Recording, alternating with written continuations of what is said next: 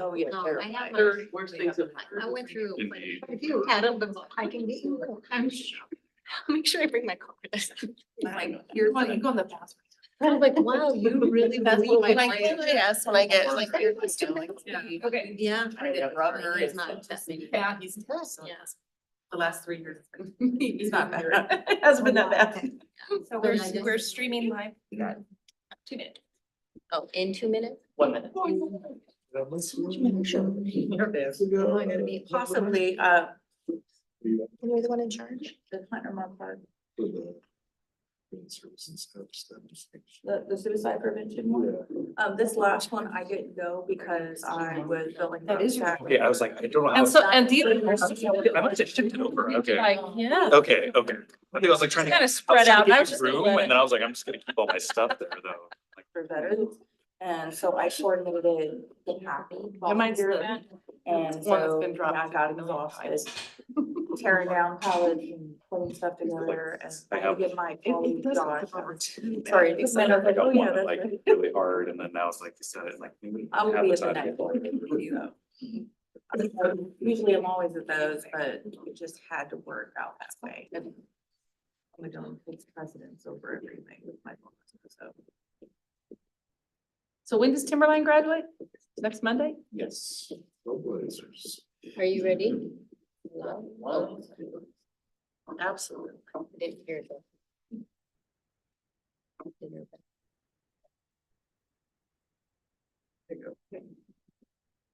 Hello, everyone, and welcome to the City of Lacey's Parks, Culture, and Recreation Board. It is Wednesday, June 5th, 2024 at 5:30 p.m. I'd like to welcome everyone and do introductions. We'll start online. Commissioner Dykstra. Hi, Hillary Dykstra, Commissioner. Welcome back. Welcome. Thank you. And Commissioner Fosbury. Hi, everybody. Coming to you live from St. Peter's Hospital. So Oh. I'm not in the hospital. I'm with Oh, my okay. dad. He's getting surgery. So Is there anyone else online? No? All right, and then we'll start in-house, Commissioner. Gary Larson, Commissioner. Hi, Jen Burbidge, Director of Parks, Culture, and Recreation. Aaron Wheeler, Park Commissioner. Lori Davies, Park Commissioner. Cameron Good, Park Commissioner, Vice Chair. Justin Beard, Rec Supervisor, Parks, Culture, and Recreation. Nathaniel Clay, Youth Commissioner. Sue Felash, Recreation Manager for Parks, Culture, and Recreation. Wendy Goodwin, Commissioner Chair. Jeanette Sealer, Recreation Supervisor for Parks, Culture, and Recreation. Jenny Wilson, Senior Parks Planner. Kelly Brown, Water Resources Specialist, City of Lacey Public Works. Carter Gibson, Executive Assistant for Parks, Culture, and Recreation. Thank you, everybody. And now we'll do our land acknowledgement read by Commissioner Wheeler. The Parks Cultural and Recreation Board meet on the ancestral lands of the tribal people of the Treaty of Medicine Creek, including the Nisqually Indian Tribe and Squaxin Island Tribe. We acknowledge and remember those tribal people not recognized today who were absorbed or relocated into other tribes for survival. We recognize the ancestors and their descendants who are still here. We recognize and respect the tribal people of the Treaty of Medicine Creek as the traditional stewards of this land since time immemorial, and their role today in taking care of these lands in perpetuity. We recognize and have the responsibility to call attention to the histories of dispossession, forced removal, and abridged treaty rights that allowed our nation, state, and city to develop as they have today. We recommend that community members read the Medicine Creek Treaty of 1854. Thank you, Commissioner Wheeler. Then we'll move on to item number 2, approval of our agenda and minutes. I would like a motion for the approval of the agenda as written. I'll make a motion. Thank you, Commissioner Good. Do I have a second? Second. Thank you, Commissioner Davies. We have a first and a second. All those in favor of the agenda as written, say aye. Aye. All those- Oh, thank you. All those not in favor, say nay. Okay, hearing none, we will approve the agenda as written. Item 2B, approval of the May 1, 2024 minutes. Do I have a motion? Oh, I'll need a motion for the approval of the May 1, 2024 minutes. All motion. Thank you, Commissioner Wheeler. Second by Larson. Commissioner Larson, thank you. Do I have, all those in favor of the approval of the May 1st, 2024 minutes, say aye. Aye. All those who disapprove, say nay. Hearing none, we approve the minutes for the May 1st, 2024 agenda. Moving on to public comment. I don't see anyone in our audience. Do we have anyone online? Okay, then we will move on to our business items. Number 4. Stream Team Natural Sleuth Program by Allie Brown, Public Works Water Resource Specialist. Thank you for being here. Thank you for having me. So I'm gonna brief presentation that Jenny shared. So I'm just here to talk a little bit about a program that my partners with the cities of Olympia, Tumwater, and Thurston County offer. We are Stream Team. I'm the City of Lacey's lead partner in Stream Team in Thurston County.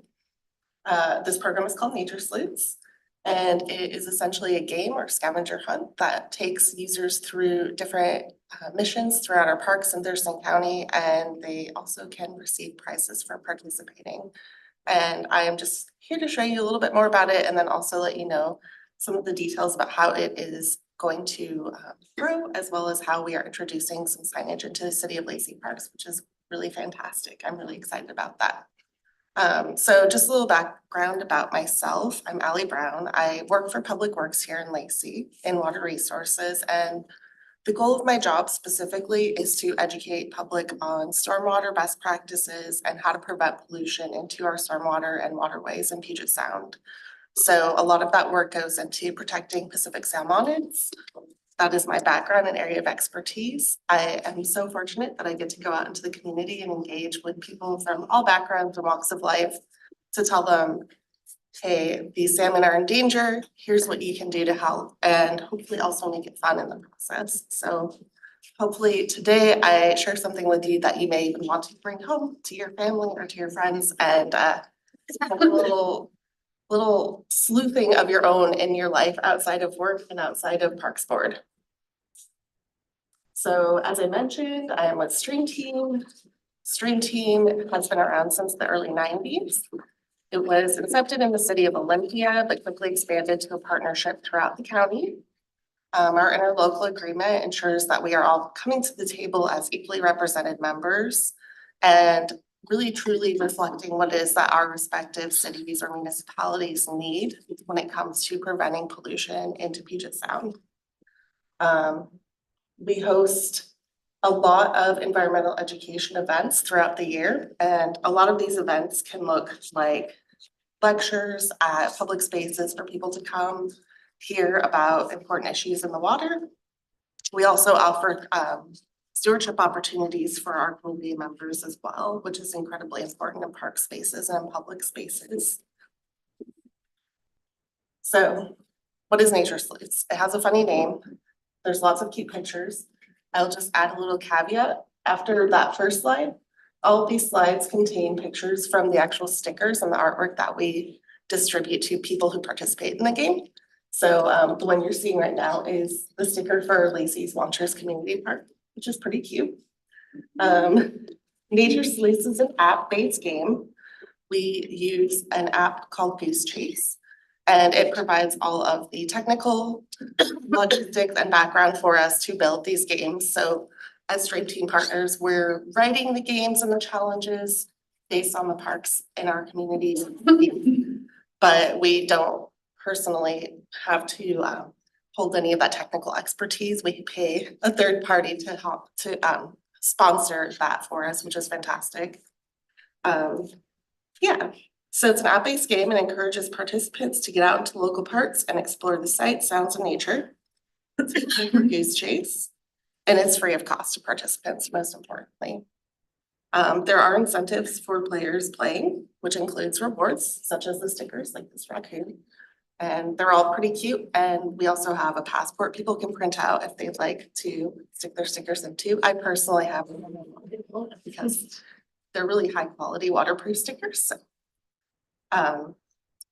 Yeah, the Nature Sleuths program was developed in 2021, and it was as a direct response of COVID-19. There were a lot of people looking for ways to get outdoors, to get engaged, to find educational opportunities since a lot of schools had sent students home. And we found a way to fill that need by developing this game, and it ties environmental education with play, which is really, really fun and also just a fascinating area to go down. When you're tying science to sort of a very broad general audience, like how can we reach as many possible people? And so tying it to parks and public spaces was how we saw a clear path forward into that realm. So the low barrier of entry for this interactive game in public green spaces. It does require a device. However, most of the participants who use our Nature Sleuths game share one account, so it only really requires one device. If there are children who are not yet old enough to have their phones or shouldn't have their own phones, if there are participants who don't or cannot afford to, they're welcome to participate on teams with someone. They can also check out devices from public libraries or school libraries like tablets to play. So we really kind of took a broad step back to see how can we make this as accessible as possible to as many people as possible, because it is free, but we acknowledge that an app which requires a device still has a barrier to entry, which is you have to have a device to play the game. But that people are able to participate all through one device makes it, it opens the door for other opportunities. So each game represents one local park. Within each game, the narrative guides players through various highlights of that park. There are 1 or 2 missions per park, and each of the missions asks the players to take a snapshot of some landmark and then submit it, and that's how we check in with players to reward them with their prizes, with their stickers. And then we send out the stickers and monthly mailings to the players. They're meant to engage them with our public spaces and parks and to get them thinking about issues like water quality, preventing pollution, other natural occurring issues that might occur, like tree loss. So at present, we have 4 Nature Sleuths challenges in Lacey Parks at those parks that I've listed there. And lots of cute stickers to go with them.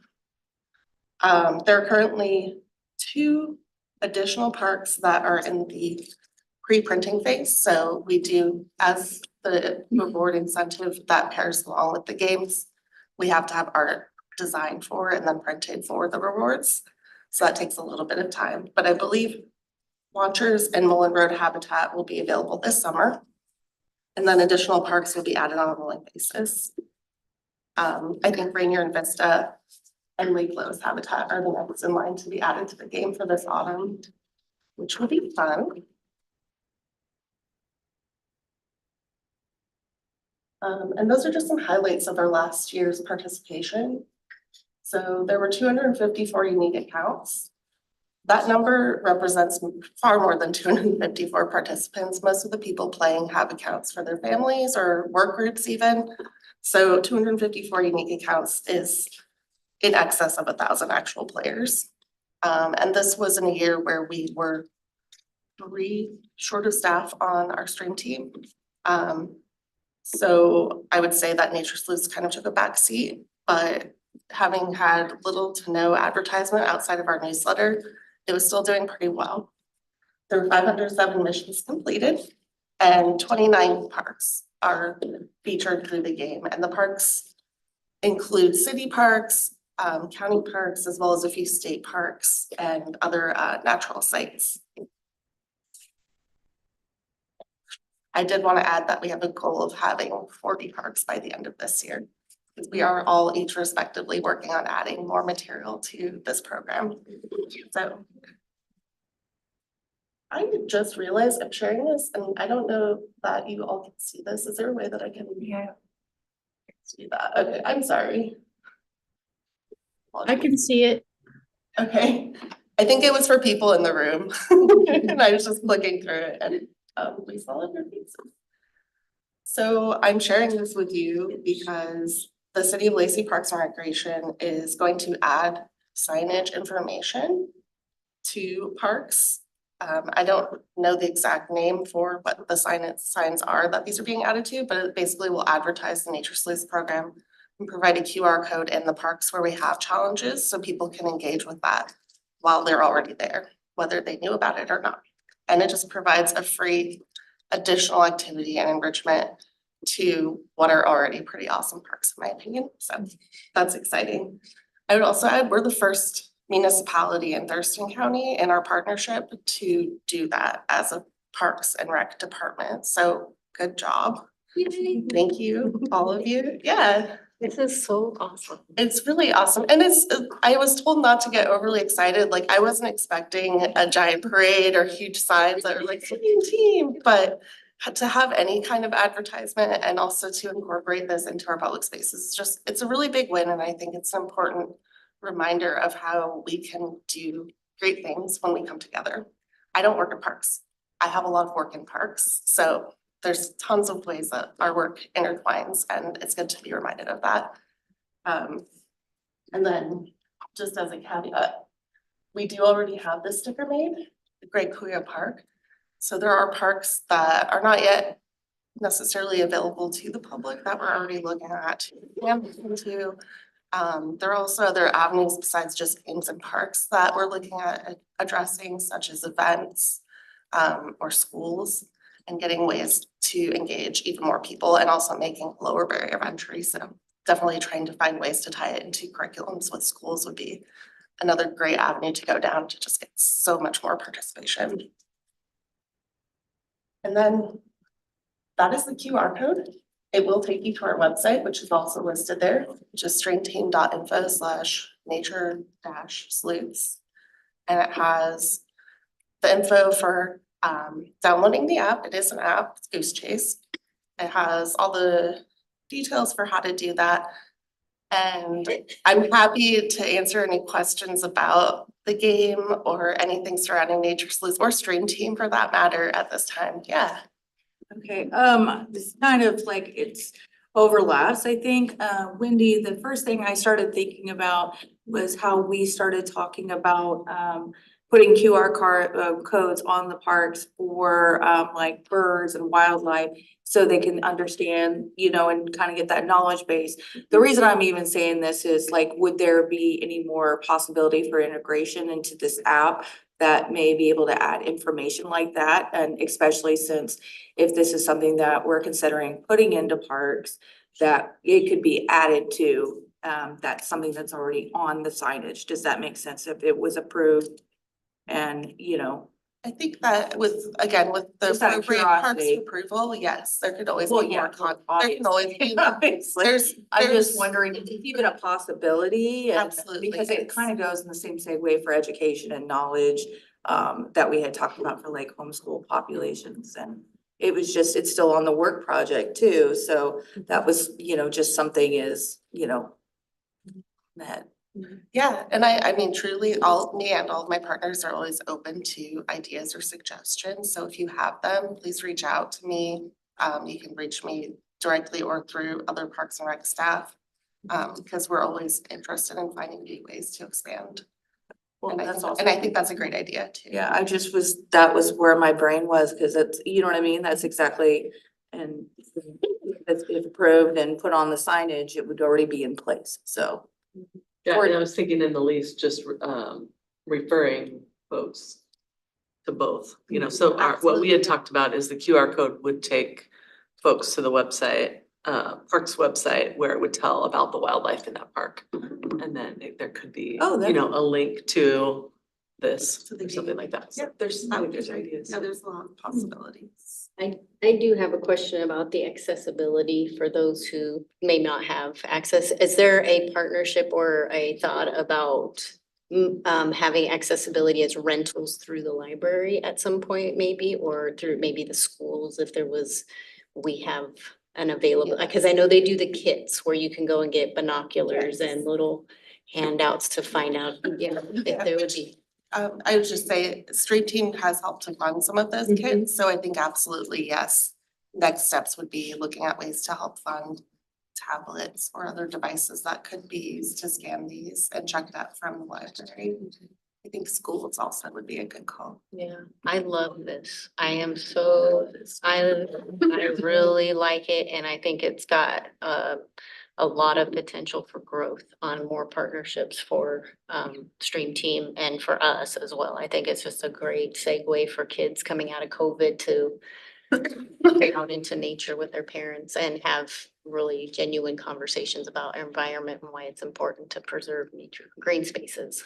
So, I'm happy to hear you say that. yeah, thank you very much. And we worked together at the, yes, you look different because you were in work I'm gear. not dirty and carrying a BlackBerry.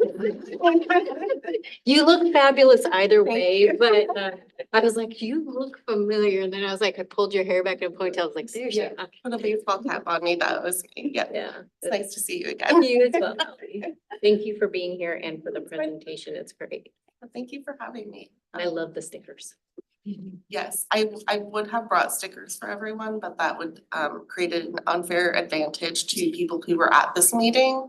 So I just encourage anyone to participate, and if there's a barrier to your participation, please let me know, because we're trying to find more ways to include more people. I'll get those stickers. Yeah. You gotta earn them. We're in competition. We gotta see who's gonna. Got the app downloaded, I got my- You're already. I got my username and password all set. Which one? Or she gets. Those are metrics that I could get into, but I didn't want to pull up a full report of user interactions from our website, but it's great. Yeah. Yeah. Yeah, I have our. Did you say Yeah. the pictures were taken at those sites? Not all of them, but many of them, our photographer that we contract with actually does come out to our parks and to our events, so it is highly likely that many of them were. I don't wanna say all of them because I don't know where that photo was taken, and I feel like it would be exceptional to say that that was taken at. Can you go back to your? Yes. Sorry. I was too intrigued with all the These conversations. are very well made stickers though, they're pretty waterproof too, which is nice. Okay, I think Hillary had a question. Oh, here,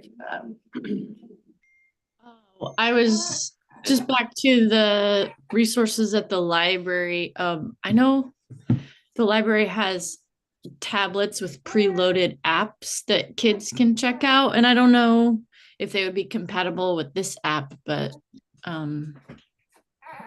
maybe that That's a a good device. avenue for me to explore, actually. Thank you for bringing that up. yeah, we just checked out a couple of tablets for my kids and learning how to use them. So yeah. And then I was also, is it, I haven't looked at the app yet, but for, you know, folks who just don't use devices, is there a way to like have a printed version of the scavenger hunts available at the libraries for kids to pick up? And right now it's available if any folks want to reach out by email, but it is something that we could talk to Timberland about including in their printed materials that are free to the community, because that's a good idea also. I appreciate all this brainstorming from all of you, actually giving me more ideas. Thank you. Yeah, thank you.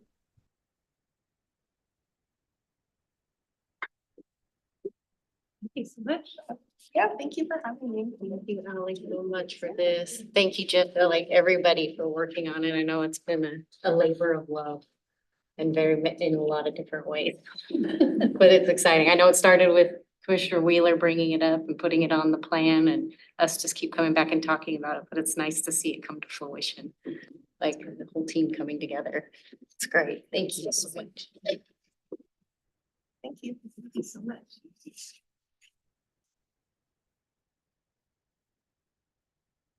Oh, it's my turn.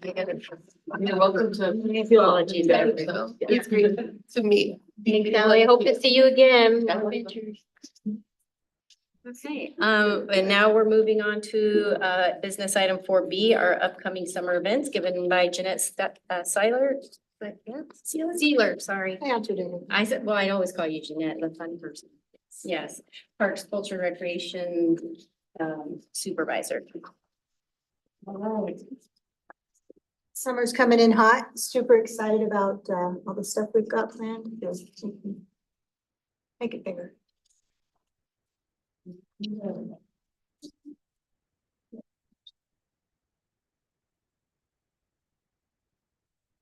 Summer full of fun coming up.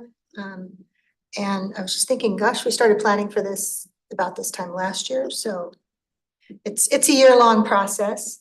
But we kick off our summer with our July 3rd fireworks spectacular. And this will be the 58th annual show in Lacey. And last year, over 25,000 people attended. We actually think it was probably more than that based on some of the geofencing information we got. So it's I think it's the best one-day attendance in an event in Thurston County. So VCB mentioned that, so I was very excited to have that honor. This year we've added a circus to the kids zone. So there will be 3 circus shows throughout the evening, plus roaming characters and interactive things going on throughout the entire event, along with the inflatables. We have a balloon twister. We have some other kids activities, characters, all of that. Our bands this year are Brick House, which is a disco, and Mr. Pink, which is a dance party. They are going to be awesome. They'll be performing, excuse me, on the main stage. We have our 3D glasses coming back with our sponsor, Lacey Collision. So they really like sponsoring that, and it's kind of something unique that most other fireworks shows don't have. So make sure you grab a pair of those, either stopping by one of their stores or going by the booth by the stage. And we are very excited to have our MC, Commissioner Wheeler, coming back again to rock all things Lacey. So that's going to be a huge fun event, free to everybody to attend, and lots of cool food vendors if you want to purchase food or bring food. Lacey in Tune is celebrating 30 years, 30th season for our series. And this year we're adding a bonus show, a Wednesday evening on July 31st. So in addition to the Tuesday nights children's entertainments, the Wednesday noon concerts, and the Friday concerts and movies, we're adding Wally and the Beebs on a Wednesday evening show. And we're also working with the library to present Lucha Libre Volcania, which is luchadores, wrestling things. So they're producing it. We're just kind of on board to help promote it and be a part of that. But that's something new that we're doing this year. So that's actually, I don't know what year that picture was, but that was before the stage was there. They brought in a flatbed truck and put it on. Yeah, that's on Mer. TC Media is filming it there. So those schedules are out and lots of fun stuff going on. Play in the Parks is in its 5th year. This goes to various community parks, bringing things closer to families. And this year, kids can learn how to hula hoop, do Zaniac skills, see knights in armor, an interactive science show, plus illustrate their own book and help write new songs. We have 6 weeks of shows. And again, those are spread out through Lacey at some of our municipal parks. So that's what I'll be doing this summer. Does anybody have any questions? When do we start? July 3rd and then July 9th. So hope to see you all there. Sorry. Jeanette does a fabulous job with all these programs and events, so. I have an amazing time. I know you do. It's so much fun at these events, and yes, I am all about promoting it. So yes, I'm excited this year. Yay. I'm very It's gonna be good. Yeah, thank you for doing all of that. And I know it's a lot of work putting it all together. But it's fun. It is. Yeah. It's busy. Oh, Commissioner Dykstra? I just wanted to say thank you so much for putting together all of these amazing free events for families and kids. Just makes Lacey a really amazing place to raise my family. So Thank you. Yeah, it's important. And we're creating memories and family bonding and getting together with friends.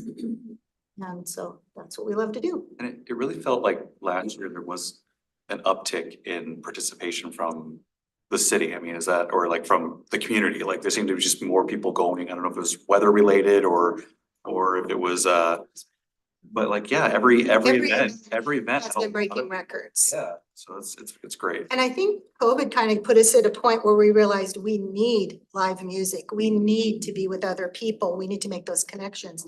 And after we came out of COVID, I had people with young children, they're like, they've never been to anything, like kids had no idea. And here they were Right. like 4 years old and had never been in a live music show or magic show. So It's a very valid point, that there's It's- so many kids that kind of lost that. that kind of, they kind of miss Yeah, that yeah. growing time. So it is a very important part of our community. Well, and economically making it free makes it accessible for Which- everyone to. Which we do with the city's support, plus a lot of great sponsors. Thanks, Jeanette. Thanks, Jeanette. Feel free to stay or peel off. Feels like I'm out here. And thank you for, and thank you for this. You are welcome. Enjoy your water bottles. It always has giveaways. Giveaway. We'll be handing those out to all the families at the events. Oh, okay. I'll make sure I'm at the booth then. There you go. I'll be talking. Jeanette's Jeanette. Thank you so much, Jeanette. All right, and then we are now on to item 4C, the alcohol use permit, presented by Justin Beard, our Parks, Culture and Recreation Supervisor. All right, thank you all for having me again. I was here at last month's meeting, presenting one of these applications for a beer garden at a community event.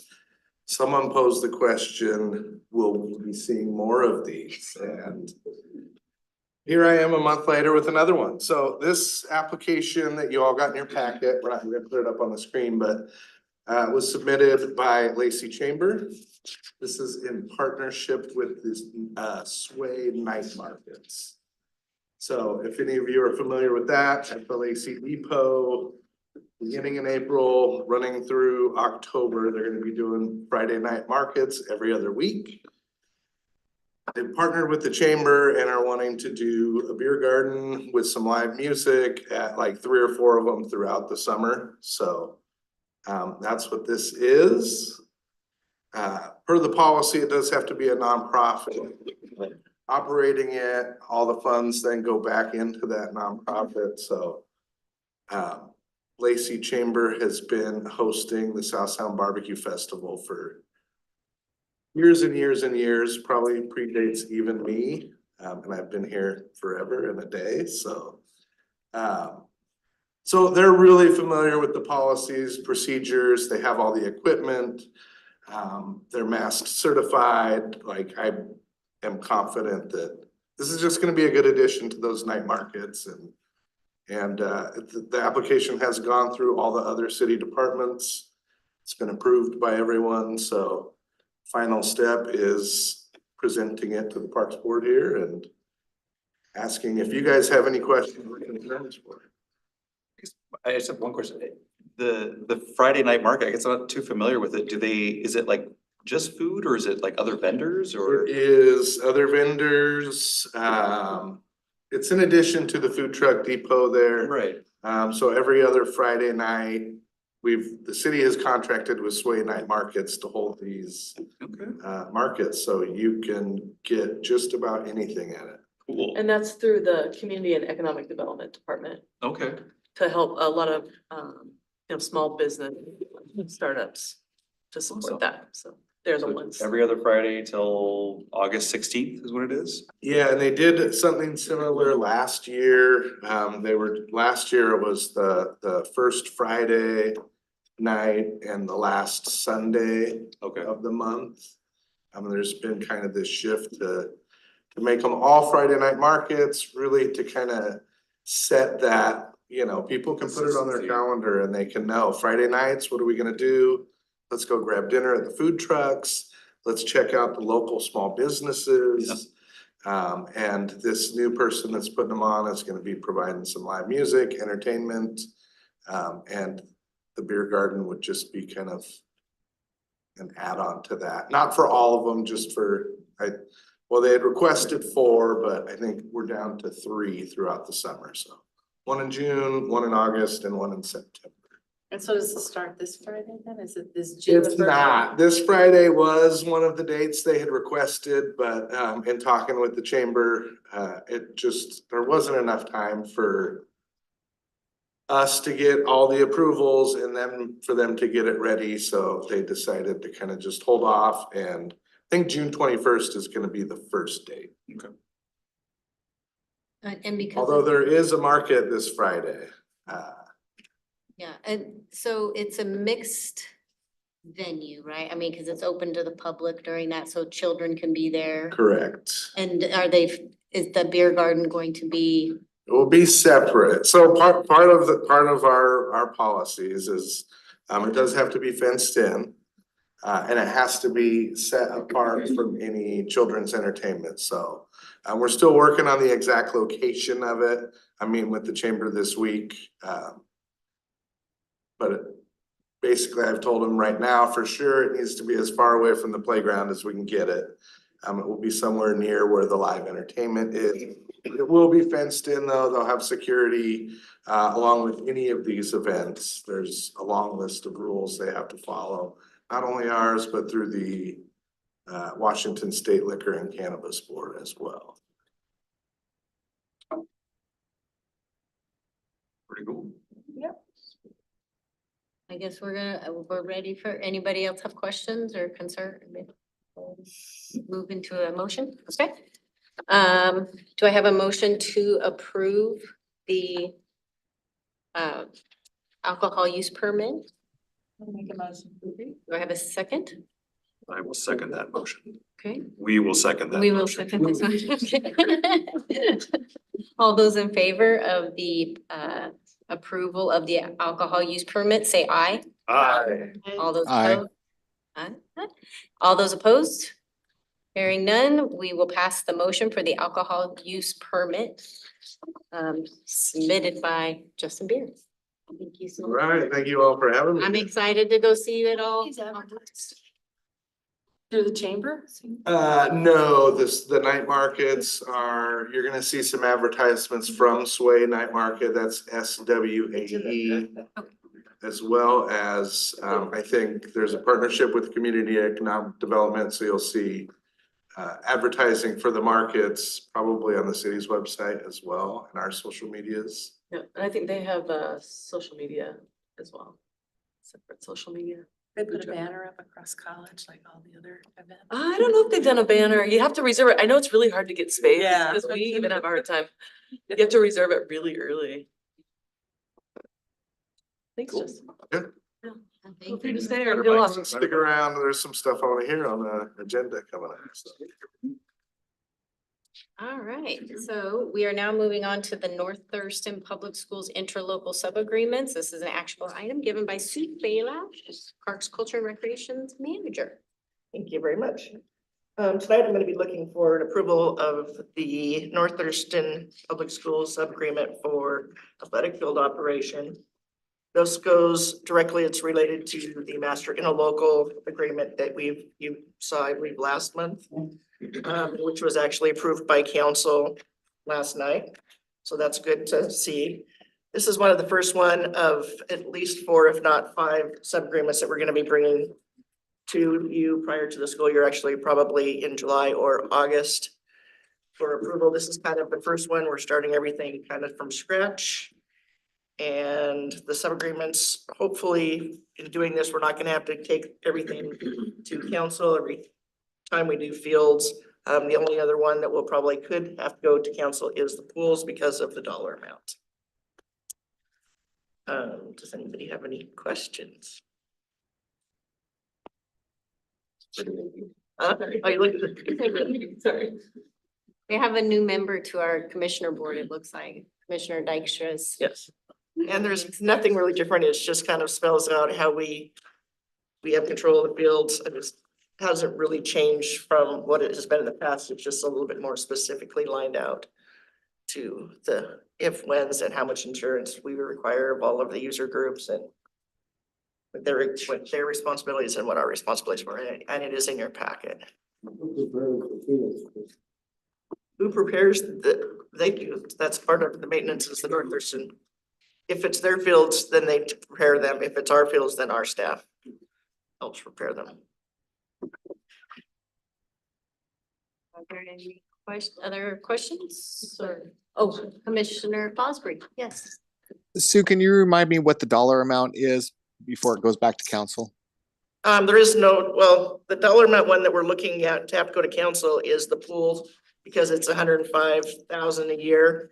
This doesn't really have a dollar amount attached to it because we bring in the user fees and we Okay. turn around then and we pay the district.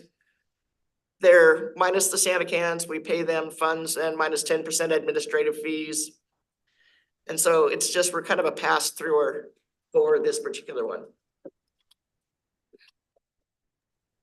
Thank you. Anything else? All right, so I am looking for a motion for the approval of the North Thurston Public Schools interlocal sub-agreement. Make a motion. Thank you, Commissioner Larson. Do I have a second? Second. Thank you, Commissioner. Thanks.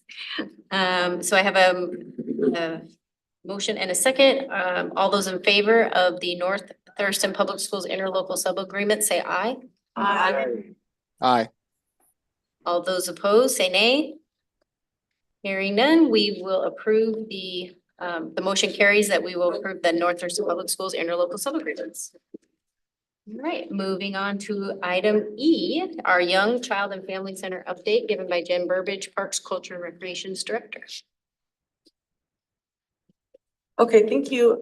This is actually a slideshow that was used at the May 21st joint city council and school board. They do a couple times a year, those boards meet. Not sure why the full slide's not coming up. Oh, there we go. Yeah. So I don't have someone here from the school district. It was a joint presentation. And so Troy Oliver gave the presentation from school district side. But I do have a couple slides. So I'm sorry if I don't have answers to maybe some questions for the school district, but I'll just zip through their section. This is just a reminder about that the process started back in 2021 with discussions of bringing partners to the table to look at a young child and family center for Lacey. So the partners are listed up there, including the city. And then the planning and feasibility took place in 2022. And then in 2023, the North Thurston Public Schools Board approved a levy ballot measure to go forth for the young child, the learning portion of it, classrooms. And so again, this is their report out, but in 2024, that levy was approved. And they did hire a firm to start design and construction. And so they did start the concept design work, and that's kind of the extent of my knowledge of it. The partners all need to come back to the table now and really look at these concepts. I'll show you the slide that has some of the different concepts that they have come up with, but just to get your bearings on what site we're talking about. I think most of you are familiar with used to be referred to as Bucknell or Nisqually site. So that's what's indicated here as the YCFC site, right there next to Nisqually Middle School. You can see the Lacey limits in white and proximity to the RAC there. And then this is the RAC Phase 3 property. So these are some of the concepts. A couple of them have one building where you have the early learning side and the rec center side next to each other. And then you also have a couple configurations where there's different buildings. And then again, this is their information, but they're going to construction for the early learning side in 2026, and they're looking at completion in 2027. And then as far as the recreation components coming in, it'll either be phased or, we're still working on funding. So there's just a lot of questions at this point. But my portion of the presentation is that there was the extensive outreach done, as you all know, in conjunction with the comp plan update. And then the key takeaways, aquatics opportunities and indoor facilities. So you see indoor pool, indoor playground, outdoor spray parks, and/or splash pads. in addition to trails and preservation of natural space, and then completion of planned sports fields. And so, then city council engaged in a conversation regarding parks funding at their April 23rd work session, and we're gonna talk about this a little bit later in the agenda too. And they had directed staff to work on a resolution for an ad hoc parks improvement funding work group. And then there was a follow-up discussion here last week, May 28th.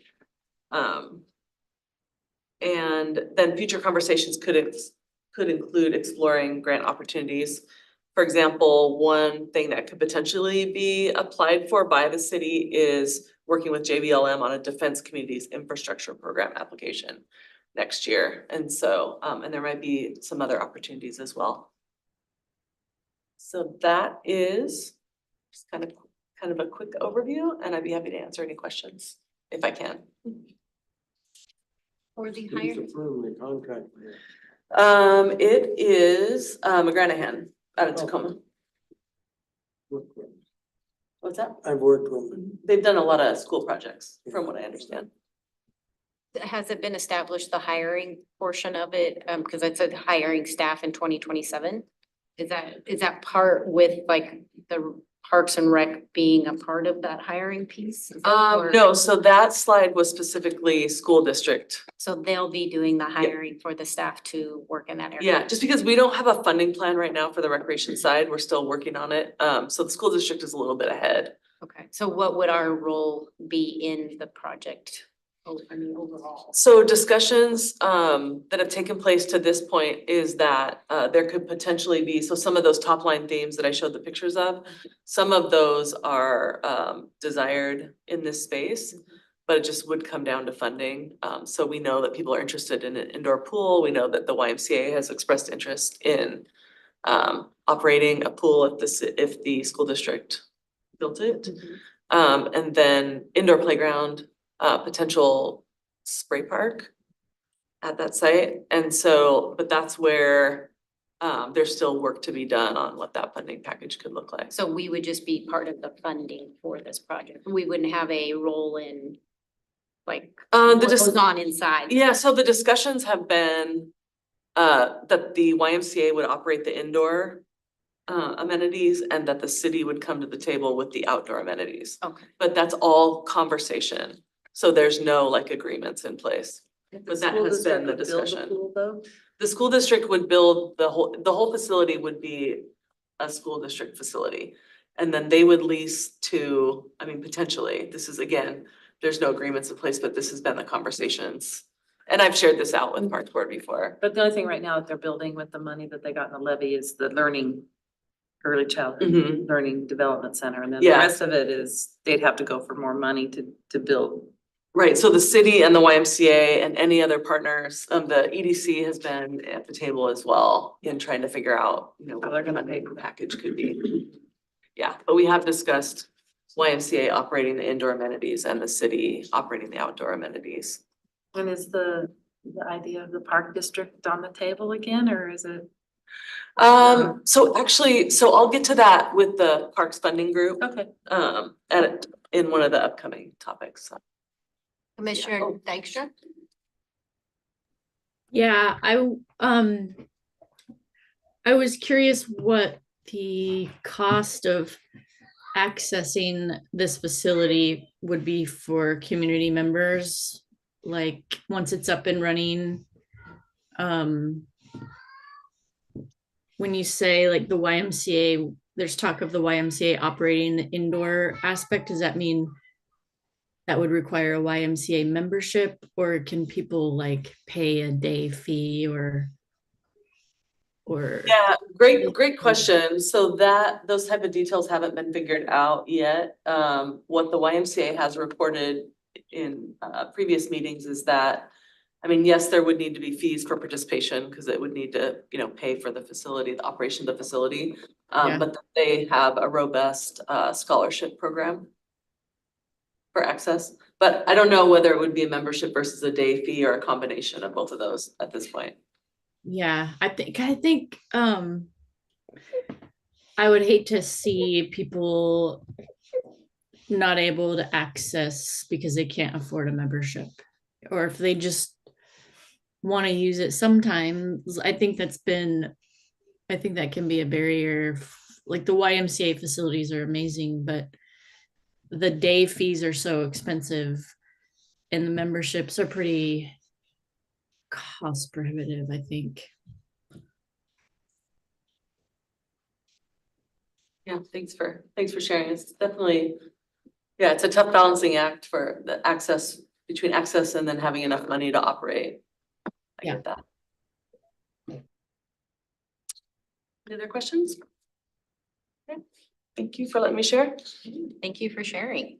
I think they said this was also in the Jolt. I think they did like an exterior rendition in the Jolt. They. Oh, after the work session? Yeah, I saw the pictures of what the exterior and everything looks like, but they're keeping me up to date. Okay, good. Well, Yeah. definitely more to come. Yes, So- I'm excited. Thank you for sharing more on the interworkings for responsibilities. That's important.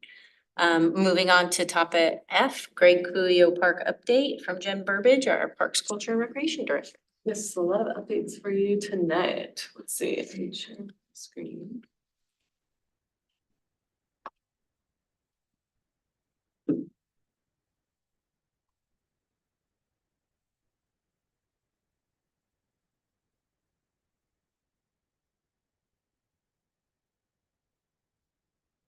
All right.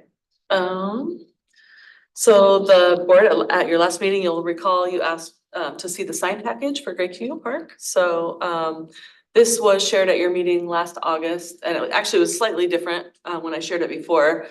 The sign is going to be, so this is the monument sign, and it's going to be 6 feet tall. Originally, we had it at 8 feet in the last rendering, but taking it through our own city planning department, the sign requirement is that it's no taller than 6 feet. So we changed the dimensions here, and it's an interesting perspective because so these folks are they're closer to us than the sign. So it's I feel like the scale is off just a little bit, but it's kind of a cool shot though. You can see kind of what it will look like out there. So I'm gonna read what the sub-consultants who designed this sign put together. The monument sign playfully nods to the surrounding nature within Great Coolio Park with its use of a leaf and salmon motif presented as a water jet cut. So these are actually cutouts right here. I'm sorry, Jen, I'm gonna have to check out now. Okay, Yep, I gotta go see my dad. Okay. okay. So we'll note 621, Commissioner Frosbury. Thank you. Okay. Thank you, sorry. Okay. And then, so we have the cutouts on the main sign panel, and then there's the large maple leaf side panels. And so there are some cutouts involved with this as well. So these motifs highlight the character of the park and serve as a linking thread throughout all of the park signage, which I'll show you on a different slide. The monument sign utilizes Lacey Parks Culture and Recreation's ochre, I think I'm saying that right. Branded color, which is a warm goldenrod that pops amongst the green trees and meadows of the park at a variety of distances. The sign is fabricated from fluoropolymer coated steel with all steel galvanized prior to coating for added durability. All lettering and seals will be metal pin mounted or direct welded to the central sign panel. The selected materials were chosen for their durability and ease of maintenance. So. Can we say the thickness of the water jet?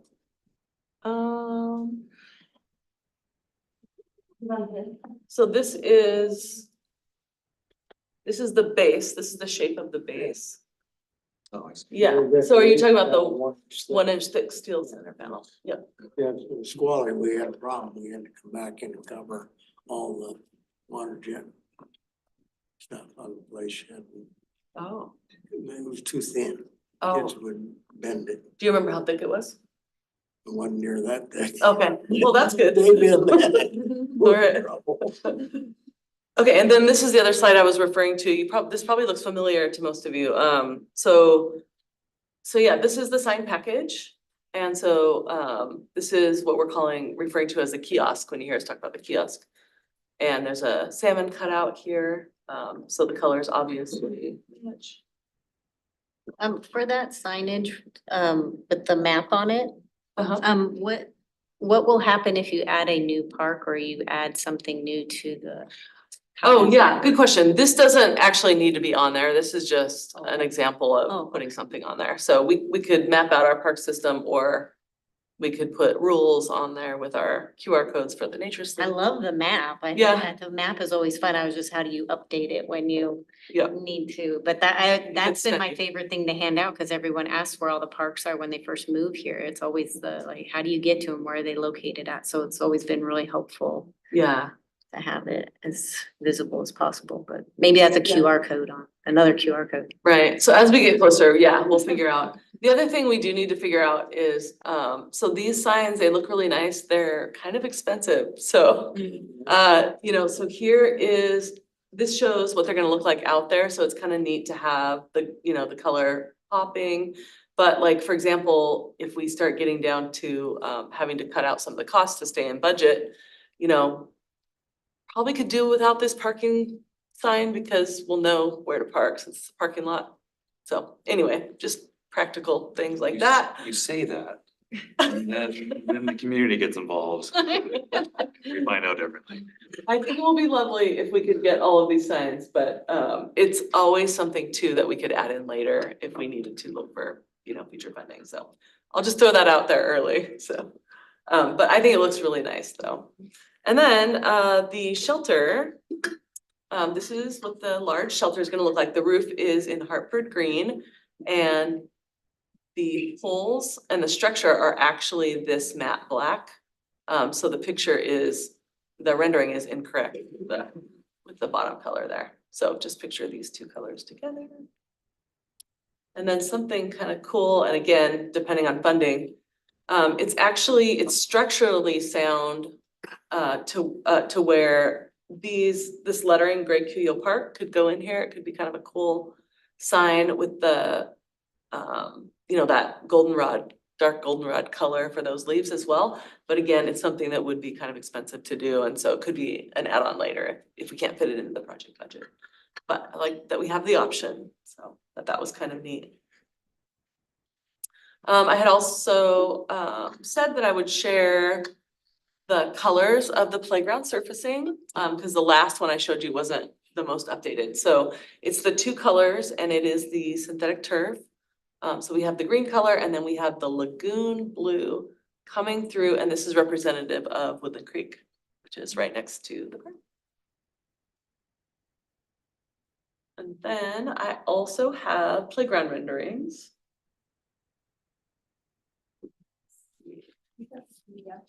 Yes.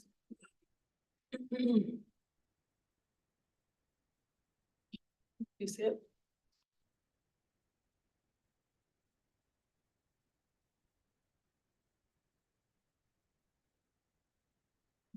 That, I'm looking right at it. I think it might be the edge document. This one? No.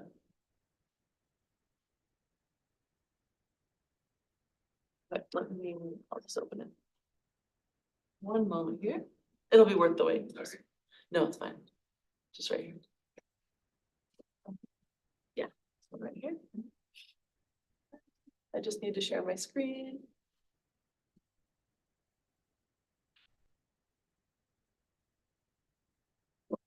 Oh. Okay.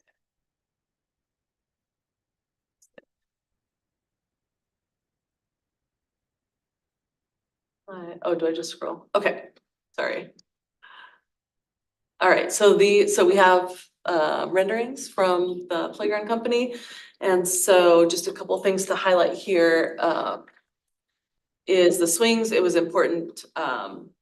We heard from the community, swings are a big deal. And so we have the variety of age groups. We've got the toddler swings and the regular swings, and then we've got the ADA swings. You'll get a different angle at them, and we have a companion swing. So we're really excited about that. Here's another view. The other thing I want to highlight is, just the nature theme. That's what the community wanted too, that we heard loud and clear. So you've got the tree fort and the cool looking logs. This kind of looks like another fort over here.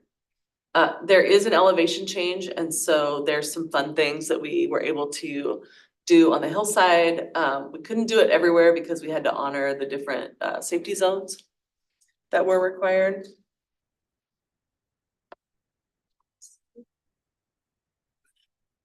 On the tree fort, Yes. is that, how high is that? I don't know right off the top of my head. I'd have to look at the, My curiosity details. would be is, in closing that, kids get up in there and they're on that platform, they're gonna be climbing over the edge, you screen that off. That's pretty high, isn't it, that tree fort? It's just a comment. yeah, so, it looks like there is. Yeah. There's meshing over Yeah, let me just, I'm having technical difficulty, sorry. It looks like there's some kind of barrier there. There is, Yeah, yeah, I see yep. that, yep. Allow them to learn. Well, important lessons. Parachutes up there. I was gonna say, it has to get, I'm sorry, Fall, what? I said they can learn an important lesson if they fall. If they go up. Those are the. That's a really good question. Everything would have to pass the national certification for playgrounds. So we wouldn't put something in that didn't pass the safety requirements. Yes. I know like when we were talking about these playgrounds a hot minute ago, we were talking about the accessibility for ADA and, you know, children with disability being able to utilize it. Yeah. Or, I mean, obviously I can see certain features aren't, but are there any equipment or anything that is in this park? Cause I know in some spaces, I've seen two separate sets of equipment for that population. Is there anything? Yeah.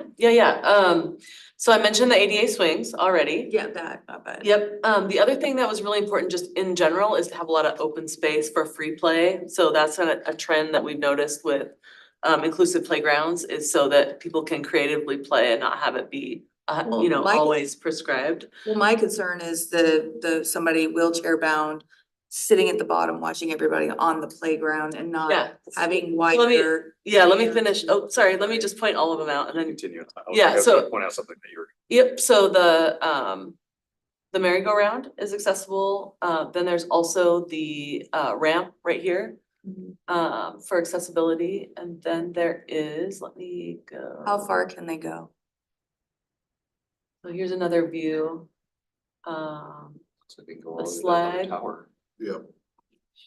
Yeah, they can go all the way over here. And then, They can fit Uh, into the tree stump. they can fit in the tree stump. Yep. And then we have, that's awesome. Let's see. Trying to give you all the different angles so you can see. Yeah, I was just looking at that. Yeah, thank you. Right here. Transfer station.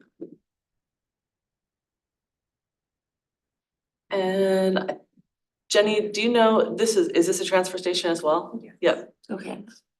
And, yep, we already talked about the merry-go-round. Can you go back to the merry-go-round? I'm sorry. Yes.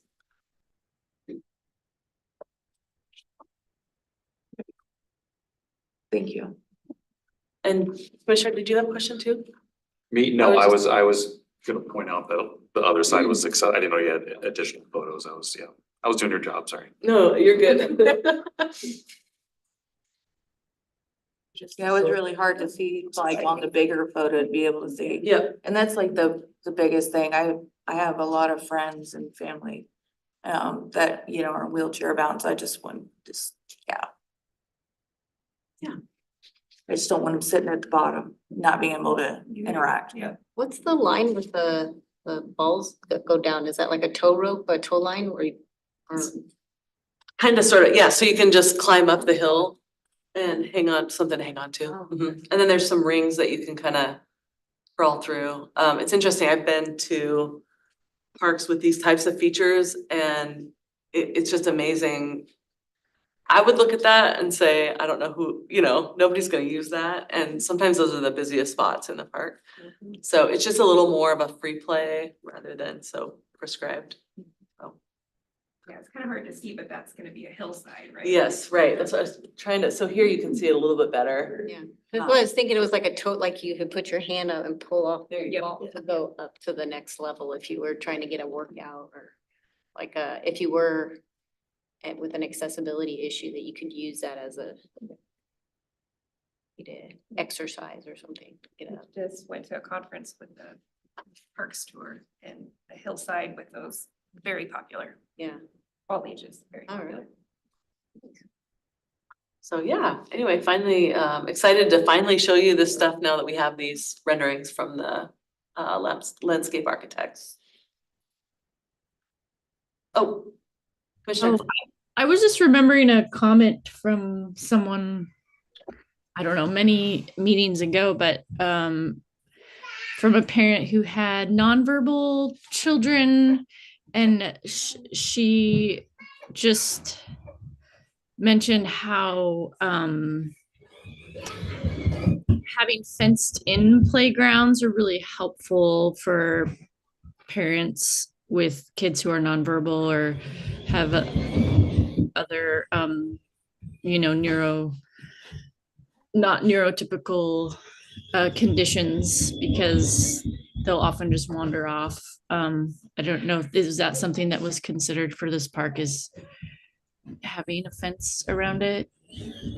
Yeah, so there's actually 3 different phases to the playground. So this is the first of those. And so what we had talked about during the planning process is waiting until we finish the full playground before we fence it in.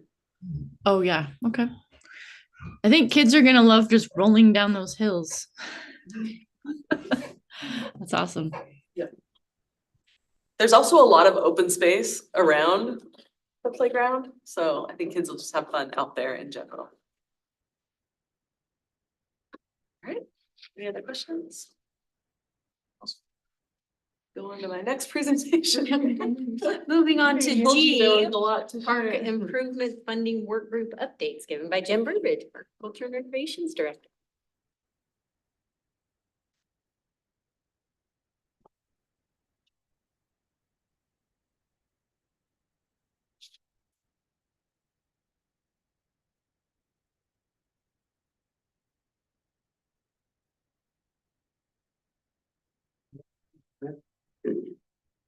I got a question on Grade 30 Park. Oh, yeah. Well, when's this thing going to bid? What's this? Oh, yeah, we're still, Project schedule? thank you. Yes, we're still on schedule. Sorry, I just reported that out last week, so I wasn't thinking of that right now, but we are on track to go out to ad by the end of this year. And we're still at 90%, and so we still owe you the documents. I'm tracking it. 90%. I've been here. I know. For a few years. Yeah, we had, well, as you know, we had some redesign work done, Yeah. and yeah, so city staff is currently reviewing the 90%. And then you'll get your copy after that point. Okay. But we're still on track to go to ad by the end of this year. And then, so we're hoping for 100% by September, go to ad by the end of the year. And then construction start as early as we possibly can in 2025. Yep. Yeah, we are still waiting for the cultural resources review as well. So the cultural resources work has been done, it's been submitted. The Recreation and Conservation Office is providing that to DAP to review and also to the tribes to review. And so we're still waiting for that final report as well. All right, moving on to Parks Improvement Funding Work Group. So I wanted to follow up on this topic. I had mentioned, the April 23rd work session that council had, the May 28th work session. And then last night, council discussed this at their meeting as well. So it's basically, if you watched the council work session last night, or excuse me, the actual council meeting, this is gonna be a lot of repeat information, but they did approve resolution 1148, which authorized establishment of a Parks Improvement Funding Work Group. This is an ad hoc committee, which members will get approved by the city council. Council also appointed a 3-member council committee, so that's Councilmember Dunning, Greenstein, and Vasquez. And so they're going to recommend the appointments of this ad hoc group to the full council for approval. And I'll have a timeline in a future slide here.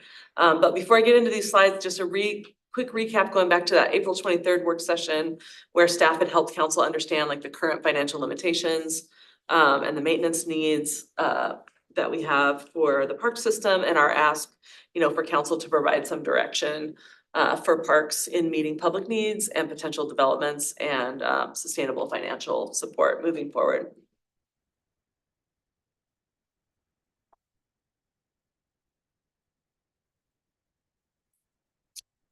And so, so I'm gonna run through the purpose of the work group, the members of the work group, qualifications and experience, the selection process, and the intended timeline. So the purpose is to review parks expansion and replacement projects identified in the 6-year Parks Capital Improvement Program, analyze available funding options, and recommend to the city council funding sources to implement a prioritized list of parks capital projects. And we know that there is some very heavy lifts, not only capital, but also the maintenance and operation needed. So the goal of the group would be to recommend a funding package and funding sources. And based on review of all potential funding sources, and you mentioned Commissioner, Metropolitan Park District, so that is listed here as a funding option that could be available. So that's part of the work group's process. Will be to review that. And then, so the work group meetings, they won't consist of exactly this, but these are the types of things they'll do. There'll be orientation, roles, and the purpose for the group, information on the park system, the comp plan, the community engagement results. Oh, and that's one thing we definitely don't want to go backwards in time. We've done a lot of outreach. You all were involved with that. So we want to make sure, this work group is going to take that information and move forward from that point. Reviewing the PCIP, touring some of the facilities and parks, researching potential funding sources, like I mentioned, and then of course, developing recommendations. So the work group structure, and this is identified in that resolution that I mentioned, that resolution 1148 spells this all out. It's a minimum of 7 voting members with a maximum of 13. So any voting members, the 7, need to live in the city of Lacey or the urban growth area, but there can be up to 13. So that's 6 more people, including ex officio members. And so ex officio or non-voting could include a youth council representative, someone from the Parks Culture and Recreation Board, from LTAC, any other board, basically, and any stakeholders representing leagues, teams, activities, etc. Since council approved it last night, staff had already gotten together, our department staff and public affairs staff, and put everything together so that we could go live with it as soon as possible. And so I really want to thank Carter and Jenny for all of their hard work on this and working with the public affairs staff. And so they have put together, it's actually on the website. And so cityoflacey.org, parks funding work group. And Jenny's gonna talk a little bit about some of the efforts just as soon as I get done with these slides. Can I ask a clarifying question on, so if you are on this board and you do the ex officio non-voting, is that a possibility, or are you gonna, and so you could just be a person that attends the meetings, but you have no voting capacity? Right, So are you, you're not counted as a quorum person, right? You wouldn't have a. That's correct. Yeah, so actually on that note, I do wanna ask this board, if anyone is interested, and it can be more than one. It's just that, so Jenny is reaching out to, one of the things that we told council we would do is to reach out to all the city's advisory boards. And so, as I said before, there's only, a total of 6.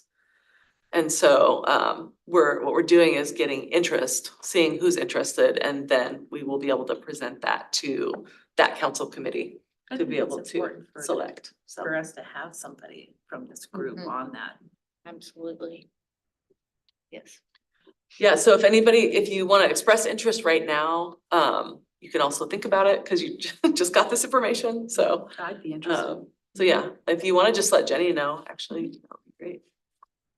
How many times would they meet, so, time consuming? Yeah, so we'll get to that next. Yeah, so that's what I was like, okay, you can take a minute, think about this. So this, so the 7 voting members per quorum, they would have to how many we have to be in attendance of 4 still? It would be 4 Four per quorum. in Yep. quorum for them, and that, but the ex officio non-voting do not count as part of their quorum. That's correct. Okay, Yes. just to clarify that. Yep, they would be, they can definitely ask questions, provide information. They just would be a non-voting member. Feed information. So it just, we talked about, it's gonna be important to get representation of a lot of different perspectives, right? We would like users of the parks, facilities and programs to apply. It would be so great to get demographically diverse, candidates, you know, different ages, from young families to retirees, participants or organizers of activities, people from all over Lacey. You know, Northeastern Public Schools, it'd be great to have representation from them. New graduates from high school that are freeing up their time. Oh. Oh. Future leaders of this community, great to have you part of it. Sadie's gonna reach out. No pressure. Also, non-users of parks, facilities and programs are community members, so. So that's another perspective. So selection process, I already mentioned this, they did decide, council decided on a 3-member council committee that would make the recommendations for the work group to the full council, because all the members have to be appointed by the council, the full council. Even the non-voting? Yes. Yeah, the full work group, which would be the 13.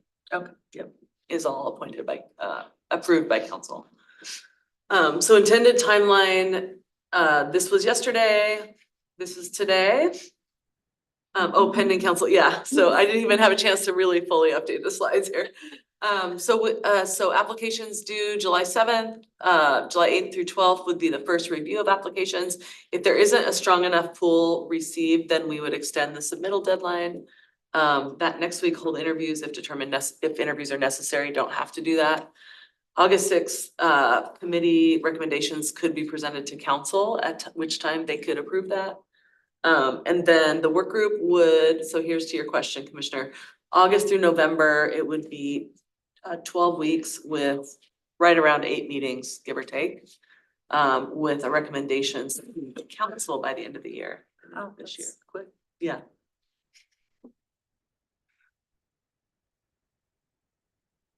Yeah, so what other questions do you have?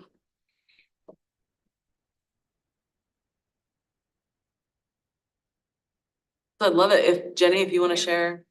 Yeah, so recruitment efforts, we've hit the ground running. We've sent a mass email to our newsletter group, sports user groups, volunteer group, community organizations, our former task force.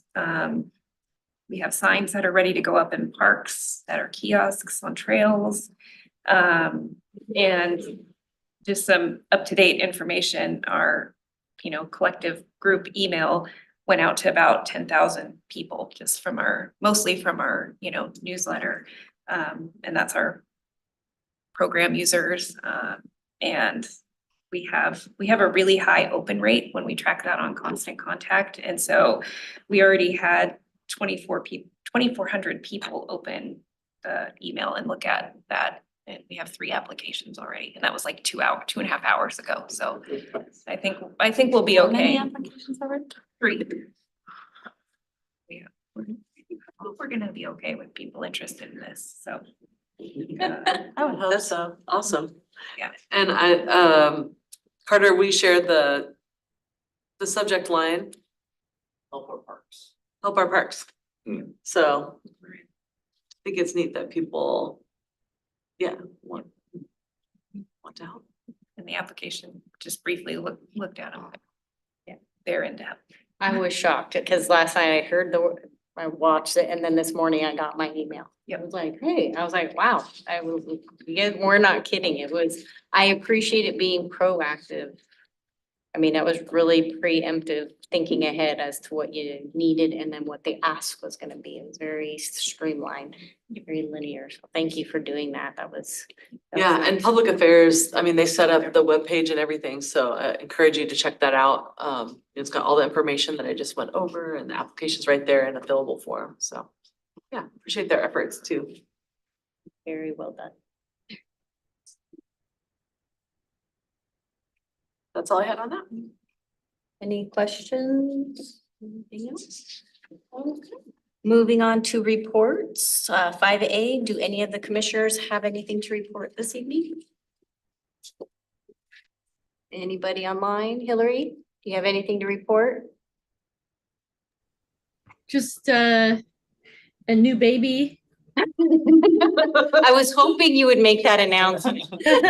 This is Harvey Bear, and he's almost 2 months old. Oh. Born on April 11th. So. Hi, Harvey, welcome to the commission. Yeah, he'll probably be attending a few of these. Yeah, Congratulations. yes, congratulations. Look at that. So cute. Almost told me. I think he smiled. Yeah, he's very alert right now. Yeah, looking right into the camera. Mhm. Aw. He's used to doing. Zoom Get that calls with screen, mom, screen time in. Grandma, That's what we grandpa. do. It's awesome. Jeez. Are there any other announcements? For the commissioners? Okay, moving on to reports for the chair, 5B. I have reports, yay me. So I just wanted to give an update real quick because I went from the alternate on the TCCF to an actual participant for the Thurston County Conservation Futures bid.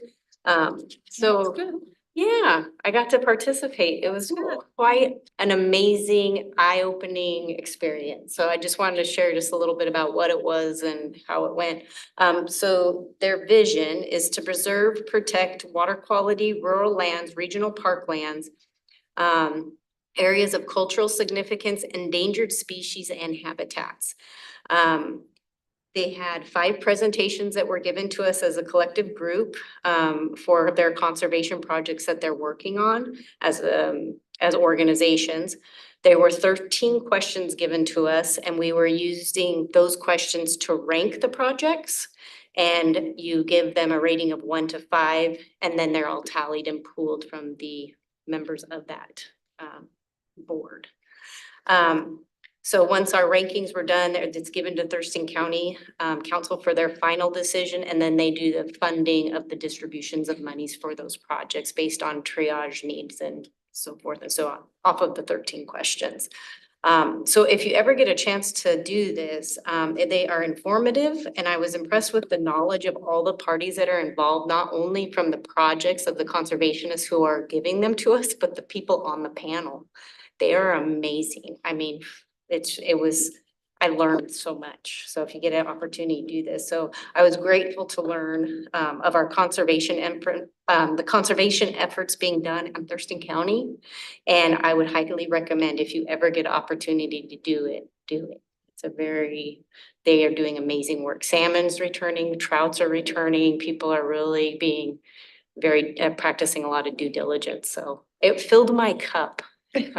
Or my chafing dish or whatever big dish I have that always needs a little fill up when you think the world's getting you down a little bit. So, yeah, it was a lot. When do you find out which projects get funded? July or August. They don't have an official date yet because the rankings have to go to city council. They'll all for Thurston County, and then they meet and then they'll do the presentation of the award, the grants. But out of the 5 and the money is all split and they do all that work. We just tell them which ones we like, which ones are really in need right now, and then try to work through that. But I'm sure you're familiar with it. It was the first time I've ever gone through that process. It was hard to choose. It's hard, ranking wise, but the questions were great. Things you don't typically think about when land acquisitions and things are going into effect, or the impact in the neighborhoods or how things work. So it was great. So you get a chance to it. And then my other thing is I get to present an award for Jen. It's very exciting for me. I've been waiting since the beginning of May. So I wanted to report that Jen received an award recently from Seroptimus, which is a women's group for Best in Women. She wasn't able to go to the ceremony, so I brought her award for her tonight. And this is what was written, and she condensed it down for me, because I talk a lot. So, Jen is a member of North Thurston Kiwanis and president of the Washington Recreation and Park Association. In May 2024, she will begin her one-year-long term as the president.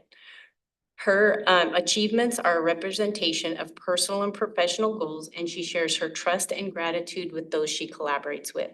Jen ensures operations of maintenance team, recreation team, our commissioners, and Lacey City Council, to name only a few of the groups that you work in, I know, are acknowledged for the dedication they put forth to our community members. Jennifer is able to see challenges and meet individuals where they are, engaging them in thoughtful conversation for the betterment of their community. So I want to thank you for everything you do in our community, City of Lacey especially. It is a pleasure and an honor to work with you, for you, around you, and I hope you keep doing great works for our city. And then, Thank you. and then this is your award. That's for you. So you get to, glass clean it and dust it. And I have, if you want the package, do you want the box? Thank you. For it? We're traveling, or is it bubble wrap enough? Oh, no, it's good. I'll probably just leave it in my office. So it's just gonna go down the hall. Make sure I see it anytime you turn your camera on Zoom. Shot, make No sure there's promises. signs. And did you want your, Sure. what I wrote about? Or Sure. Jenny helped me with it. She had to go do some of the background work for me, because the other stuff is a little more, like personal, but yes. Muchie? Yeah. Thank you. Thank you. I appreciate it. Nice. All right, and that's all I have. Where I'm at. And then, do we have any reports from the recreation manager? Yes. One of the part deals was the sports commission, because it's a topic that generally has been coming up, and it is on hold. They've had some staff restructuring at Experience Olympia and beyond. When we went through a big kind of training and outlook of, what direction they were going and what they were needing to do as an organization. They're kind of moving in a little bit of a different direction, so they had some changeover in staff. So the sports commission is kind of on hold right now, and kind of gonna be relooking at whether or not parts of the sports commission are gonna definitely stay, but avenues where we've been going to some of these trade shows, that may not continue. After they went to this last team's one, they're not really sure it fits into their new plan for the future. So we'll kind of have to see where that goes. Be excited to meet the new folks and see when they get that position hired. As for programs, as those of you that went to Lacey Spring Fun Fair, it was a huge success. Lots of people. Once again, another great event that Jeanette did. The rack out at the complex, we held the district playoffs for both fast pitch and baseball, as well as we had the WIA 3A fast pitch. And I think we've had that for probably 10 years. They love our facility, they love our staff, we love everything out there. So we continue to bring those big tournaments back, and that's great to see. We talked a little bit, the parking lot is now open, and we were actually able to open it right before the state tournament was over, so it was extremely helpful to get us through that Friday, because we had off-ball tournament going on, the state, and we had the football, which they've got 400 to 500 kids every Friday night up on the soccer fields playing football. So if you ever want to see something, there's a lot of kids up there. It's a great thing to go see. Our day camps continue to fill.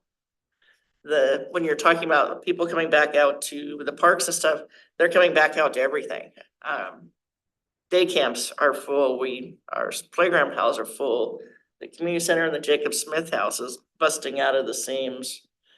Shelter reservations. We still have the huge aquatic wait lists. Though Scott is doing a great job of trying to recruit, and they're pushing through a lot of staff so they can get some people hired and get them trained.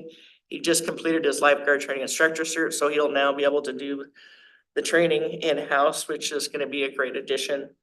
Jenny had done it for years in the past. And now we've got him up and going and she doesn't have to worry about doing it anymore. I think she's kind of happy about that. But you know, everything, all of our programs and everything are just seem to be just going through the roof. We are gonna be moving from, we went and tried the trimesters when we were doing some stuff and we are going to go back to a quarterly programming.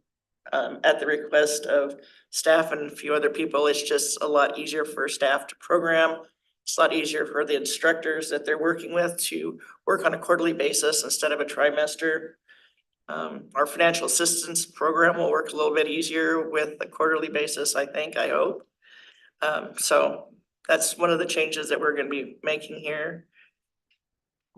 And that's pretty much it in a nutshell. I mean, everybody's just ramping up for summer and everything's busting out the seams. Okay, good to hear. Everyone wants to get outside. Yeah. And do stuff. Sun's out. Yeah, Yep, yeah, we won't see you. You'll be gone. You'll be out in the sunshine. he's on his pontoon. I know, you'll be just gone. On the water. Out on the water. All right, and then we're moving on to our parks maintenance supervisor. I'll be giving the report for Jamie. So they have completed the punch list for the new rack parking lot. Completed restoration of field 3 at the rack. They've done re-landscaping of the parking lot islands at Woodland Creek Park. They did a lot of assistance with Lacey Spring Fun Fair. Completed the quarterly play toy inspections. Just general beautification by hanging up baskets at the community center and the rack. There was a new gate installed at Long Lake Park and that was painted. And of course, the ongoing cleaning up of graffiti. So we had 7 acts of graffiti, so they cleaned that up. And they had 4 maintenance staff that attended the Washington Recreation and Park Association annual conference in Vancouver. And they executed a memo of understanding with Lacey Fire District 3 for use of park property for wildland fire training. And I'll add, there was a black bear at McAllister Park. Yep. What? Yeah, Yep. so I got this text from Jamie during this meeting. So Fish and Wildlife is going to be bringing signs tomorrow to post at McAllister. So if anybody's watching and you live in that area, just beware and definitely put your dogs on a leash. You're supposed to anyway, if you're in the park. There's This a is real gonna threat make to you get the do it, I dog don't on know. a leash. Yeah. Better than food. They've had other reports, they think it is a sow and cub. Oh, wow, too. So I wanna see it jump on a trampoline. I like it when they get on the trampolines and they like jump. Do like hot tubs, like trampolines, so it'll be great, it'll be great. It's a shared thrill. yeah. Sharing our space with our neighbors. Okay, moving on to 5E, Senior Perks Planner. That's my report for me. So their rack historic kiosk is coming along. The structure is mostly completed. The roof should be completed on around June 15th. Up next is the historic panels, which I know the Thurston County Commission has been working on. They need to be reviewed by our commission, so that's the next step. Meridian Park water production well has started. I think I reported this at one of our previous meetings, but they actually did do some clearing and grading at that site. And the Public Works project, but it impacts the wooded southeast corner of the park. And for planning, the Woodland Creek Bridge project is, the design work is mostly completed. Project costs were more than, the design costs were more than expected, so construction costs are being submitted as a budget request for 2025. Jen and I completed and submitted grant requests for Bush Park and Rainier Vista pickleball projects through the Washington Recreation and Conservation Office. We presented the project yesterday, and so the next step is a final presentation, and we'll have final word on that in October. Exciting. And other news is large A boards were put in parks this week to continue our communication and education efforts towards off-leash dog problem. So 10 signs were placed at Rainier Vista, Woodland Creek Park, Wonderwood, McAllister. I did not know that there would be a bear there, but right, Horizon Point Park, Bush Park. So they were put in locations where we received complaints or had previously observed the dogs off leash. And then we also, in our June Lacey Life education information went out about your dog's on leash. It's been in our Facebook. It went out in our last department newsletter. So we're working on our education for it. So and then our other project that we're taking on is that we received a few community requests kind of in a short time period, which was interesting, for trail maps of our parks. And recognizing that walking was one of the top rated ways that people recreate in our parks, we're working towards making information about our trails more accessible. So we actually reached out to Lacey and Gateway Rotary to fund this project. So they're partnering to provide us with $5,000 to design and print trail maps. In addition, they're going to provide volunteer support to actually map the trails with like a GPS device. So they're really excited about it because they're not just giving money, they're participating in it. And it's great because like Wendy said, people love those park maps. People love the bike maps that we get. So this is very logical. People really want trail maps. So excited to have that. So it might be a project that we have in the next year or so. All I have. Great. I like this. Who was the partnership again? Lacey and Gateway Rotary.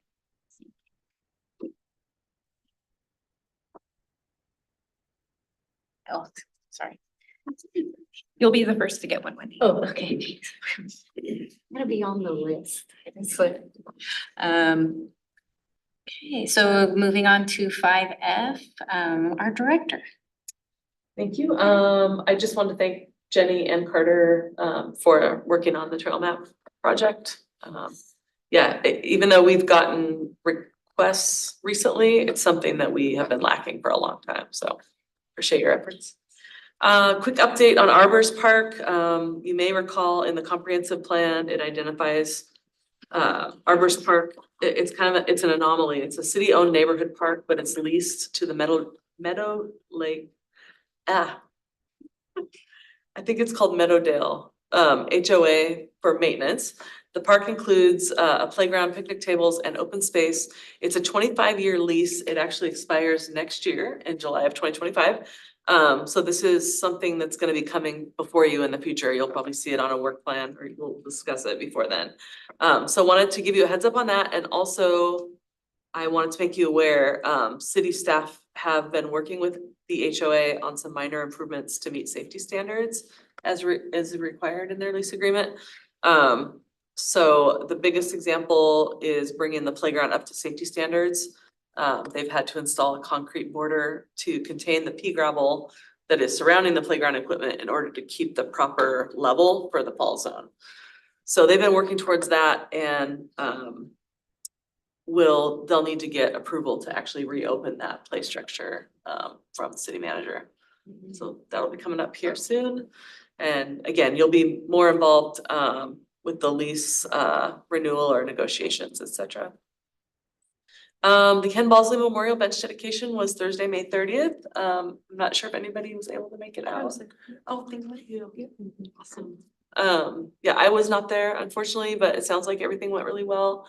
Our museum curator was in charge of the program. It sounds like it was a wonderful event. So good job for to the staff. Well done. And it sounds like it was really special. Ken's widow, Jan, got to cut the ribbon. So that was nice. I wanted to remind everyone there's no meeting in July. It falls on our 3rd of July event day, but we hope to see you out there. And then Jenny mentioned the Washington Recreation and Park Association conference that some of the maintenance staff attended, but actually 7 of us from our department were there as well. 4 of us are in this room. So I want to thank staff for attending a lot of really good sessions. And that's our, big chance annually to get some training and connect with other folks across the state. So we did that. And then lastly, I just wanted to recognize that this will be our youth commissioner, Nate, his last meeting. So he was recognized at council last night, even though I know that you weren't there, you had something else. But I just wanted to say thank you for representing the Parks Board on the Youth Council, and we really appreciate you, and congratulations in advance for Monday. It's graduation. Yeah. Congratulations. It's been really good. I love being. Yeah, and thank you for participating. I mean, not just here at the board, but also going out in the community and just looking at what our parks do and what we do and and doing the tree planting when we went to Lake Lois. So it's been nice having you being proactive with all the work that goes on here and getting knowledgeable, things you didn't know about, you went out and found the answers too. So I appreciate that. Questioning attitude. Yes, that's great. I'm gonna miss you.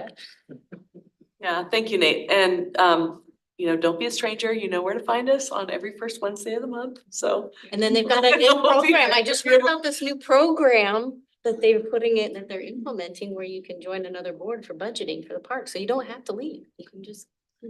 I am on the Human Services Grant Work Group, Oh, okay. so I will still be involved with the city. All right. All right. Wonderful. That's what I like to hear. Yes. Yes.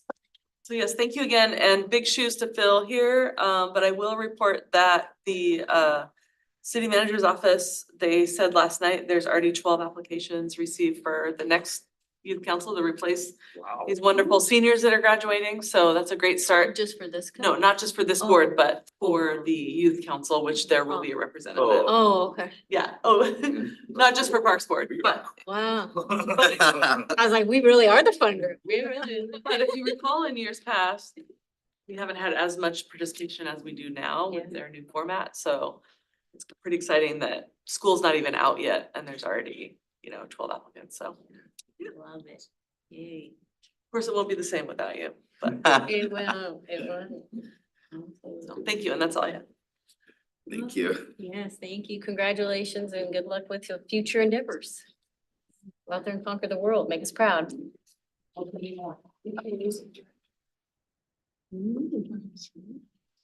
All right, on that note, I'd like to adjourn the meeting. It is 7:10 p.m., June 5th, 2024. Thank you everyone for attending and have a wonderful evening.